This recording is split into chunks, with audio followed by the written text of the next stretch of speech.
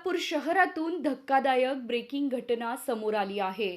तालुका police ठाण्यात constable म्हणून कार्यरत असलेल्या वैभव श्रीधर सूर्यवंशी यांच्या पत्नी आकांक्षा वैभव सूर्यवंशी वय 28 यांनी राहत्या घरी साडीच्या सहाय्याने पंख्याला गळफास घेतल्याने त्यांचा मृत्यू झाला.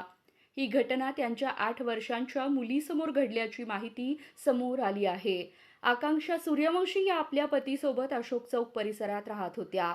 घटनेची माहिती मिळताच पोलिसांनी घटनास्थळी धाव घेतली असून मृत्यूमागील नेमके कारण शोधण्यासाठी तपास सुरू आहे. दरम्यान आकांक्षा सूर्यवंशी यांच्या माहेरच्या नातेवाईकांनी पती वैभव सूर्यवंशी यांच्यावर गंभीर आरोप केले आहेत. या आरोपांच्या पार्श्वभूमीवर वैभव सूर्यवंशी यांच्या विरोधात गुन्हा दाखल करण्याची प्रक्रिया सुरू असल्याची माहिती आहे.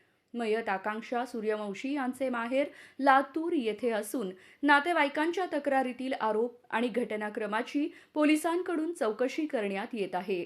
या प्रकरणाचा अधिक तपास पोलीस करीत असून तपासानंतरच मृत्यूमागील नेमके कारण आणि आरोपांची सत्यता स्पष्ट होणार आहे.